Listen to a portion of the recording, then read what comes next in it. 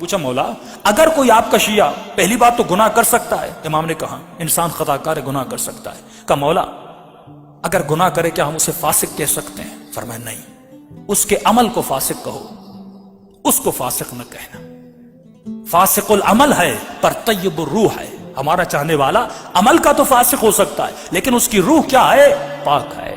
کہنے لگا مولا کیسے پتا چلے وہ آپ کا حقیقی شیعہ ہے؟ فرمایا اگر گناہ کرنے کے بعد اس کے چہرے پہ ندامت کو دیکھو، پشیمانی کو دیکھو تو سمجھ جانا ہمارا ہے، لیکن اگر گناہ کرنے کے بعد گناہ کی لذت اس کے وجود میں باقی رہے۔ کسی نے پوچھا مولا توبہ کب قبول ہوتی ہے؟ امام نے فرمایا تمہاری توبہ تب قبول ہوگی جب تو توبہ کرنے بیٹھے، فار ایگزامپل دعائے کمیل میں توبہ کرنے بیٹھے، جس گناہ سے توبہ کر رہا ہے اگر اس گناہ کی لذت تمہارے وجود میں باقی ہے تو سمجھ جانا تمہاری توبہ قبول نہیں ہوئی۔ جب تک اس گناہ کی نفرت تمہارے دل میں نہیں آتی، فرمایا تب تک تمہاری توبہ قبول نہیں ہوتی۔ تو پہلی نشانی فرمایا اگر گناہ کرے تو پشیمانی اس کے وجود میں ہو، جب تک پشیمانی نہیں ہے فرمایا تب تک یہ ہمارا شیعہ نہیں ہے اور مقابلے میں آ سکتا ہے۔ دوسری چیز معصوم فرماتے ہیں، فرمایا کچھ ایسی عادتیں، کچھ ایسے گناہ انسان کے وجود میں ہوتے ہیں جو گناہ ان کو اولیاء خدا سے دور کر دیتے ہیں۔ یہ گناہ ایک ایسی کثافت ہے، ایک ایسی نجاست ہے جو لوگوں کو اہل بیت سے دور کرتی تھی۔ یعنی جس طرح میگنیٹ ہوتا ہے، اگر آپ کے وجود میں گناہ ہے، قرآن کہتا ہے انما یرید اللہ لیذھب عنکم الرجس اہل البیت ویطہرکم تطہیرا، کہ اہل بیت کو ہر طرح کی رجس اور نجاست سے دور کیا۔ اگر نجاست میرے وجود میں آئے، اگر جھوٹ کی نجاست میرے وجود میں آئے، اگر بغض و نفاق و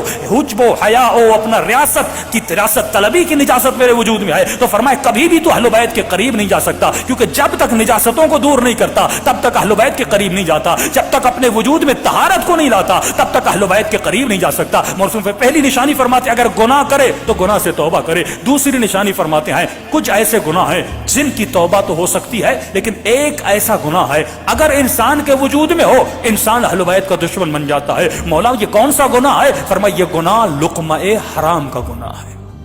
اگر حرام کا لقمہ کسی کے پیٹ میں جائے فرمایا اس گناہ کی نجاست اتنی بڑی ہے کیونکہ اللہ نے کچھ گناہوں کو چھپا کے رکھا ہے، اگر وہ گناہ کسی کے وجود میں آ جائے تو فرمایا اس کی توبہ قبول نہیں ہوتی، اس کی عبادت قبول نہیں ہوتی۔ 40 دن نماز شب پڑھے لیکن اس کی نماز شب قبول نہیں ہوتی کیونکہ اس کے وجود میں لقمہ حرام ہے، حرام کے لقمے سے بڑے۔ ایک ایران کا بہت بڑا مجتہد تھا، کسی بہت بڑے شیعہ سے ملنے گیا، یہ شیعہ ان سے ملے، ان کے سامنے سفرہ لگایا، انہوں نے کھانا کھایا، کھانا کھانے کے بعد انہوں نے قبلہ کے سامنے ایک فائل لائی کہ قبلہ بہت سارے مکان ہیں اوقاف کے جو لوگ زمینوں کو وقف کرتے ہیں، ایک زمین ہے اگر آپ سائن کر دیں اس پہ بڑا اختلاف ہے، یہ ون سائیڈڈ ہو جائے گی، ہمارے ہاتھوں میں آ جائے گی۔ یہ سمجھ گئے یہ کھانا کھانا نہیں تھا، یہ رشوت کا کھانا تھا۔